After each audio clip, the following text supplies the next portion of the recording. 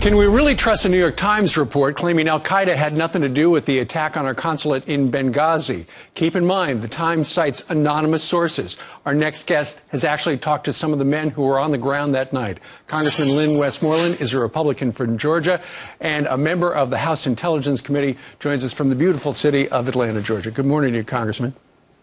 Good morning, Steve. I don't know why you guys on Capitol Hill are wasting your time with these committee hearings, because the New York Times sent a guy over there and talked to a bunch of people on the street, and they've solved the case. You're wrong.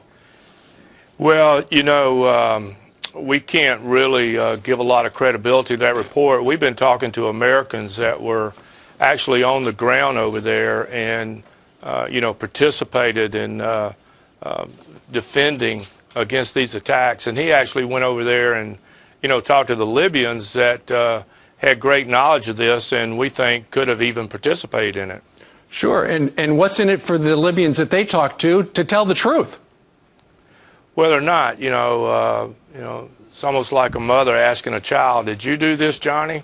"Oh, no, I didn't do that." But, you know, we've been able to see communications from some of these folks, you know what they were saying. And, you know, you can say one thing when somebody knows that you're listening, but when they don't know you're listening, you may say something totally different. Sure. The New York Times said that there's no evidence that al-Qaeda or any other terror group was involved. But reports I've heard, the house right next to the consulate was owned by Ansar al-Sharia, which is an affiliate of al-Qaeda. Al-Qaeda lived right next door to the consulate. Well, yeah, Steve, we don't have any knowledge of who owned the house next door, but the reports by the New York Times was, you know, I don't know why they put it out unless it was for political reasons, but we thoroughly dispute that story as far as the link to al-Qaeda. Well, you just brought it up. Perhaps they put it out there for political reasons. What kind of political reasons?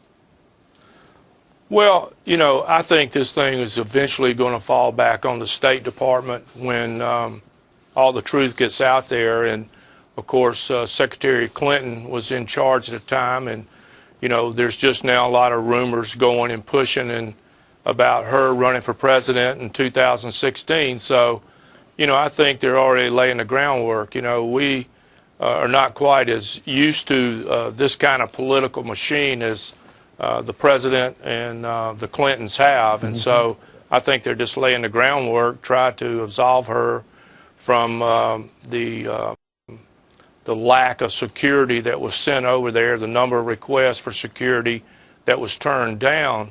And so I think they're just trying to take the pressure off of her and the administration, quite frankly. Sure. Well